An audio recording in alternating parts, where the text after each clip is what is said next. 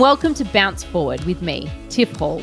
I'd like to acknowledge the traditional custodians of the land on which I'm recording this podcast, the Wurundjeri people of the Kulin Nation.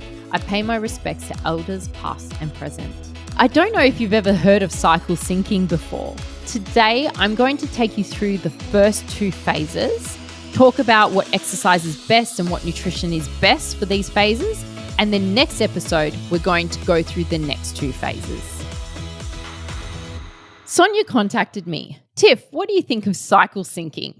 Is it the be-all and end-all? Should I be tailoring all my workouts to my menstrual cycle? Such a great question. And gosh, cycle syncing is having a moment. It's also known as menstrual cycle syncing or hormonal cycle syncing. And it involves aligning various aspects of your life, including diet, exercise, work tasks, with different phases of your menstrual cycle. So this approach is based on the idea that a woman's hormonal fluctuations throughout her menstrual cycle can influence various aspects of her physical and her emotional well-being. Thank goodness we're talking about this finally, Men's hormones remain similar, if not exactly the same day to day. Can you imagine? Whereas us women, our hormones are different and work on a month-to-month cycle, which means we can see patterns throughout the month and work with them. This is why many women fail to continue an exercise plan that is made for men and can't stick to a diet because their hunger and energy levels change throughout the month. Whereas you find that men usually stick to a protocol or a diet or a training program a lot easier. And I've even done this with my husband and thought, what is wrong with me? Why at week 3 am I falling off the wagon? It wasn't. It was because of the phase of my menstrual cycle. And I really do believe in this, guys. Often due to dieting and not understanding how to work with our menstrual cycle in terms of rest, nutrition, and exercise, we fall into this trap. So if you track your cycle and understand how the hormones fluctuate, you will be much better equipped to eat, exercise, and rest, more or less depending on where you're at in your cycle.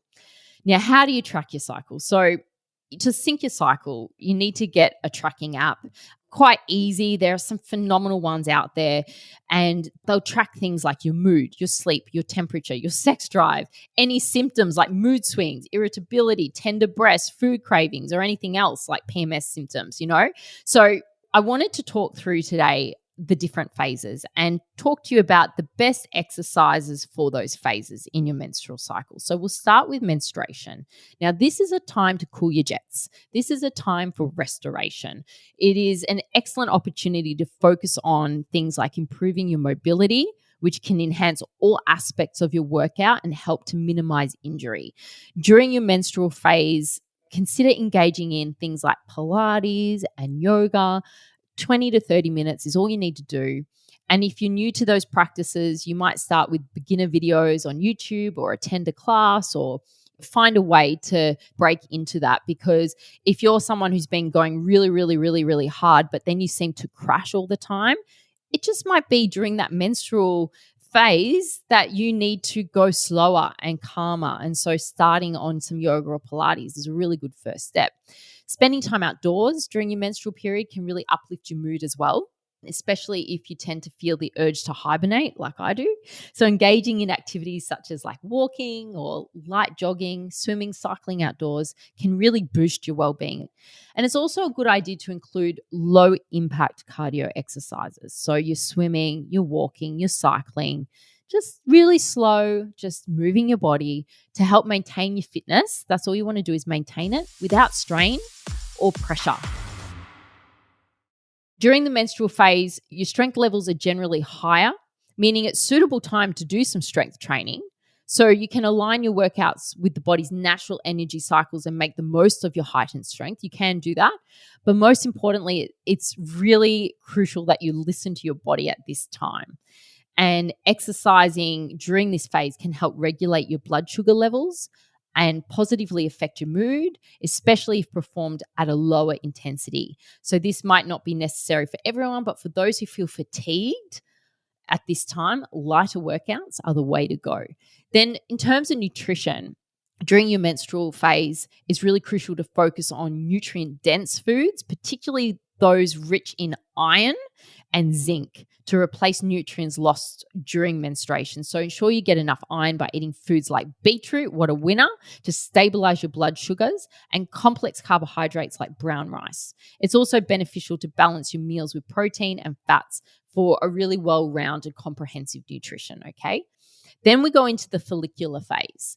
This is when your energy is dawning. It's starting to improve. It's almost the perfect time. You'll feel like, oh my goodness, I can go for a run or I can up the intensity a little bit. You'll feel a little bit more alive. During this period, which is typically days 6 to 10, your metabolic rate is slightly reduced. It increases later in the luteal phase, but you'll experience a higher pain tolerance compared to the luteal phase. And with elevated levels of testosterone and estrogen and lower progesterone, you may notice increased strength and energy. So I love the follicular phase. This is my phase. This makes it a good time to handle higher volumes and loads in your workout. So you can go harder, faster, stronger, heavier at this time. Potentially increasing frequency of strength training sessions if you want to boost that lean muscle mass. It's a good time to grow lean muscle. Take advantage of this surge in energy driven by the estrogen levels. And if you haven't started strength training yet, now is the time to begin. Look at your follicular phase and go, okay, this is the time to start my program. It's crucial for boosting metabolism, preserving muscle mass, and enhancing that bone density, which we all love. It's vital to keep you young. Now, it's an optimal time to focus on that strength training. So utilizing the boost in testosterone and estrogen to work with lower repetitions, but heavier weights. Okay, so you want to lift heavier during the follicular phase. Pay attention to recovery. Make sure that you're sleeping well and that you're recovering because you've got high energy. It's easy to burn out in this phase. Strength training is essential not only for metabolism, maintaining muscle mass, but supporting that bone density, like I said before. You really want to embrace some high-intensity interval training at this time to capitalize on your body's increased resilience to stress so you can undergo some stress in your training. Be mindful of how you feel after the workout. So you should be feeling energized after the workouts, not absolutely wrecked and smashed and depleted. If fatigue is setting in, then you're overexerting. You want to maybe dial it back a bit. But you're going to have that kind of energy where you feel like, I'm going to go, but you just don't want to be smashed. Cardio exercise is a great time, but now you can go longer and increase some intensity. Light cardio before in your menstrual cycle, you wanted to go for shorter durations and really keep it light. But now you can do a little bit heavier. You can add some resistance to a bike, for example, and you can go for 20 to 40 minutes if you need to. It's a great time also for group fitness classes, kettlebell, interval training, spin classes, boot camps. Get on it. Enjoy the motivation of groups and the camaraderie and, the community, and just really get out there and have some fun. But it is important nutrition-wise to replenish after each workout with nutrient-rich foods, especially in this follicular phase. So you want to include citrus fruits for high vitamin C, eggs for healthy fats, lightly cooked vegetables to maintain the minerals. Incorporate foods rich in vitamin B6 like bananas, chickpeas and green peas, sweet potatoes, spinach and carrots. These will really support your body. Thanks so much for listening to Bounce Forward. I love having your company, so please don't forget to DM me on Instagram at tiffhall_xo and let me know what questions you'd love me to answer.